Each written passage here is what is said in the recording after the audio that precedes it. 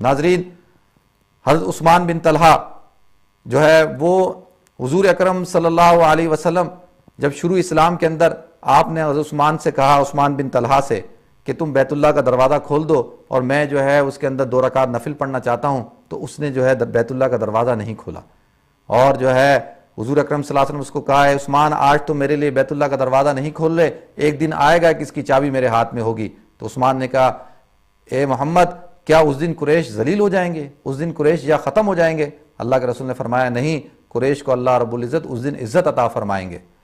ناظرین، یہی حضرت عثمان اور پورے کفار جو ہے وہ بیت اللہ کے اندر ہیں، حضور اکرم صلی اللہ علیہ وسلم کے لیے بیت اللہ کا دروازہ کھولا جاتا ہے، آپ بیت اللہ کے اندر تشریف لے جاتے ہیں اور لے جانے کے بعد جو ہے 2 رکعت نماز پڑھتے ہیں اور اپنی کمان سے جو ہے 360 بتوں کو جو ہے وہ توڑتے ہیں، اور آپ یہ دعا کل جاء، یہ قرآن کی آیت کل جاء الحق وزہق الباطل ان الباطل کان زہوقا، کہ حق آ گیا اور باطل کو جانا تھا، ان الباطل کان زہوقا، اور باطل تو ہے ہی ختم ہونے کے لیے۔ یہ آیت آپ جو ہے وہ تلاوت فرما رہے تھے۔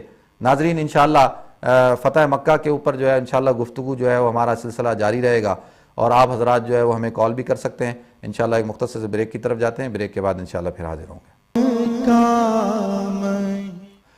ویلکم بیک ناظرین کرام، وقفے سے پہلے ہم فتح مکہ کے اوپر گفتگو کر رہے تھے۔ فتح مکہ ایک عظیم واقعہ ہے، اور تاریخ انسانیت کے اندر اتنا عفو اور درگزر کا معاملہ کسی بھی حکمران نے نہیں کیا۔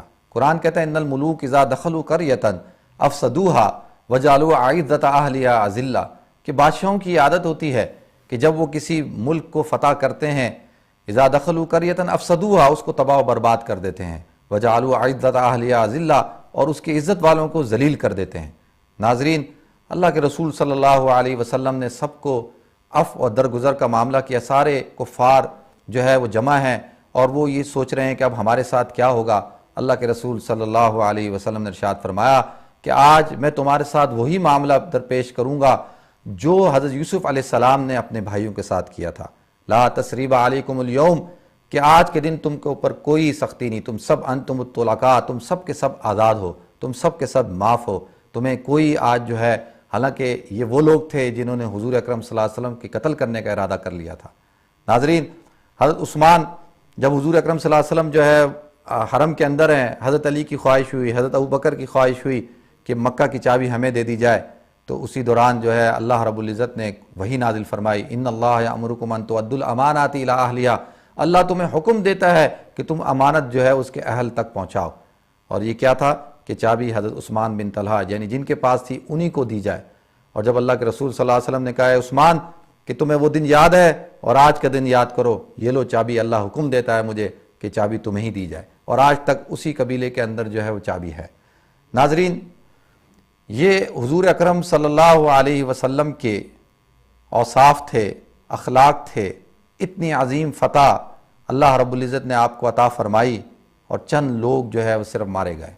اگر ہم پوری اسلامی ہسٹری کا مطالعہ کرتے ہیں اور جتنے بھی غزوات ہوئے ہیں ان کے اندر صرف اور صرف پورے یعنی مسلمان اور دشمنان اسلام سب کی تعداد کو نکالا جائے تو 1100 سے زیادہ نہیں بنتی۔ اگر ہم آج کے معاشرے کو سامنے رکھیں اور آج کی جنگوں کی صورتحال کو سامنے رکھیں تو کئی لاکھ لوگ جو ہے وہ جنگوں کے اندر مارے گئے۔ فرسٹ ورلڈ وار میں تقریباً 2.25 کروڑ لوگ مارے گئے، سیکنڈ ورلڈ وار میں 2.5 کروڑ لوگ مارے گئے۔ اسی طریقے سے ہم دیکھتے ہیں کہ چھوٹی چھوٹی جنگوں میں ہزاروں لوگ جو ہے وہ مارے جاتے ہیں، اور الزام یہ دیا جاتا ہے کہ دنیا کے اندر اسلام جو پھیلا وہ تلوار کے زول پہ پھیلا۔ ناظرین، اسلام جو پھیلا وہ محبت سے پھیلا، اسلام جو پھیلا وہ اخلاق سے پھیلا، اسلام جو پھیلا وہ دیانتداری سے پھیلا، اسلام جو پھیلا وہ امانت داری سے پھیلا، اسلام اپنے معاملات سے پھیلا، اسلام اپنی خوبصورتی سے پھیلا، اسلام اپنے جو زرین اصول ہیں ان کے ذریعے سے پھیلا۔ پوری دنیا کے اندر اللہ رب العزت نے اسلام کو پھیلایا صحابہ کرام کے اخلاق سے۔ جس علاقے کے اندر جاتے تھے اس علاقے کے اندر لوگ ان کو دیکھ کر ایمان لے آتے تھے۔ اگر ہم چائنا کے اندر کئی کروڑ مسلمان آباد ہیں، اگر ہم ہسٹری ہٹائیں تو دیکھیں کہ چائنا کے اندر اللہ رب العزت نے کس طریقے سے اسلام کو پھیلایا۔ انڈونیشیا پورا کا پورا مسلمان ہوا، ہم ہسٹری اٹھا کر دیکھیں کہ انڈونیشیا کس طرح سے مسلمان ہوا، سری لنکا، مالدیپ پورا مسلمان ہے، آپ دیکھیں وہاں پر کس طریقے سے اللہ رب العزت نے اسلام کو پھیلایا۔ اگر یہ الزام کہ اسلام تلوار کے زور پہ پھیلا ہے، تو میں ایک آج کی سول سوسائٹی سے، آج کے پڑھے لکھے معاشرے سے میرا ایک سوال ہے کہ 1000 سال تک مسلمانوں کی حکومت بر صغیر میں رہی، اگر تلوار کے زور پہ ہی ہوتا تو ہمارے سامنے مثال موجود تھی اسپین کی کہ کس طریقے سے مسلمانوں کا وہاں میسیکر ہوا اور کس طریقے سے کرسچینٹی کو جو ہے اور دوسرے مذہب کو جو ہے وہ تلوار کے زور پر جو ہے وہ نافذ کیا گیا۔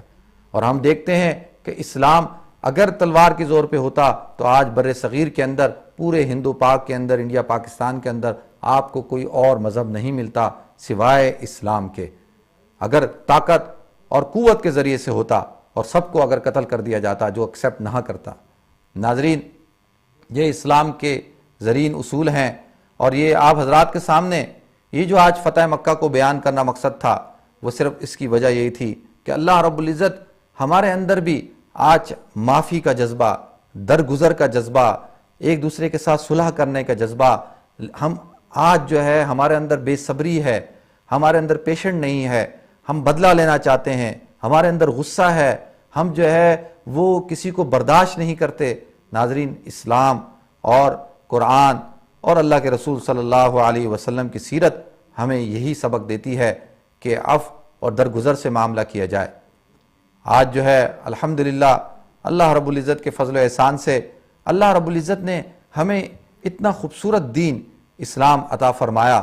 اگر ہم اسلام کے زرین اصول کو، اسلام کے جو بنیادی اخلاق ہیں ان کو اپنا لیں تو ناظرین ہماری دنیا کی زندگی بھی جو ہے وہ جنت کی زندگی بن سکتی ہے۔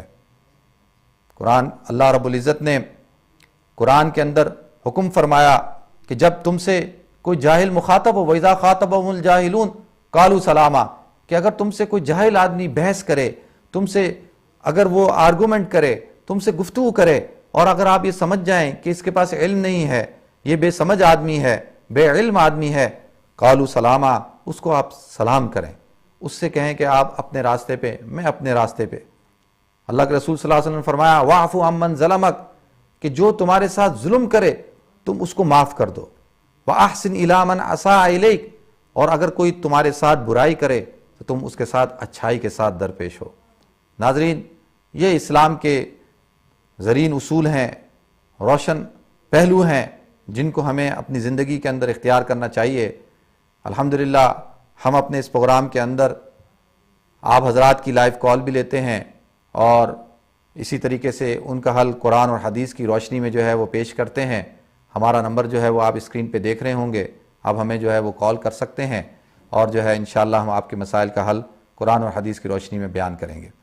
ناظرین، آج کی جو گفتگو ہے وہ گفتگو کا مقصد یہی ہے کہ رمضان المبارک کو اللہ کے رسول صلی اللہ علیہ وسلم نے فرمایا، انشاءاللہ اس حدیث کو میں بعد میں بیان کروں گا۔ ایک کال لیتے ہیں جی۔ ہیلو، السلام علیکم۔ ہلو، السلام علیکم جی۔ وعلیکم السلام۔ میں شاید بول رہا ہوں لندن سے۔ جی جی جی، 2 سوال ہیں وہ پوچھنے تھے۔ جی جی پوچھیں۔ جی، میری بیٹیاں 2 ٹوین ہیں اور ایک جو ہے نا وہ 2 سال کی ہے۔ ٹھیک ہے۔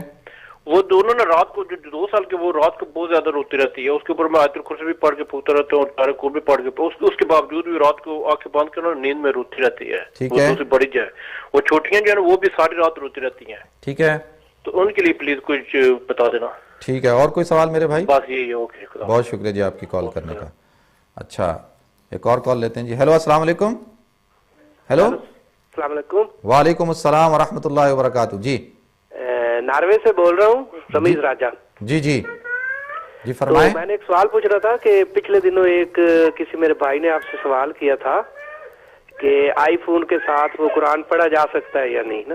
جی تو آپ نے کہا تھا کہ وہ بھی ٹچ کرتی ہیں نا انگلیاں، تو باوضو یا عورتیں جو ہے وہ نہیں پڑھ سکتی۔ جی تو میں نے یہ پوچھنا تھا کہ جب ہمارے پاس آئی فون میں ہوتا ہے قرآن پاک، ہم باتھ روم بھی جاتے ہیں، ادھر ادھر بھی جاتے ہیں جیسے مختلف جگہوں پہ، تو اس کی کیا قرآن و حدیث کی؟ ٹھیک ہے، میں بتاتا ہوں میرے بھائی۔ بہت شکریہ، آپ نے ناروے سے کال کی، بہت شکریہ آپ کی کال کرنے کا۔ ایک اور کال لیتے ہیں۔ السلام علیکم۔ السلام علیکم۔ جی اچھا، میرے بھائی نے سوال پوچھا ہے کہ جی ان کی 3 بیٹیاں ہیں اور وہ رات کو بہت روتی ہیں، خواب میں سوتے میں ان کو خواب نظر آتے ہوں گے. تو میرے بھائی چھوٹے بچے تو اکثر ویسے روتے ہی ہیں رات کو، ان کے ساتھ جو ہے وہ گیس کا یا کولک ہوتے ہیں، اس وجہ سے روتے ہیں. اس میں پریشان ہونے کی ضرورت نہیں ہے. آپ جو ہے وہ قل اعوذ برب الفلق اور قل اعوذ برب الناس جو ہے وہ ان کے اوپر پڑھ کے پھونکا کریں. اور انا آتینا کل کوثر یہ 3 دفعہ سورہ کوثر پڑھ کے سیدھے کان میں، اور 3 دفعہ سورہ کوثر پڑھ کے دائیں کان میں جو ہے وہ ضرور پھونک ماریں انشاءاللہ، دم کریں درود شریف پڑھ کے. تو اللہ رب العزت کی ذات سے امید ہے کہ اللہ رب العزت جو ہے ان بچیوں کو جو ہے وہ سکون سے نیند عطا فرمائے گا، ان کا رونا جو ہے وہ کم ہو جائے گا انشاءاللہ.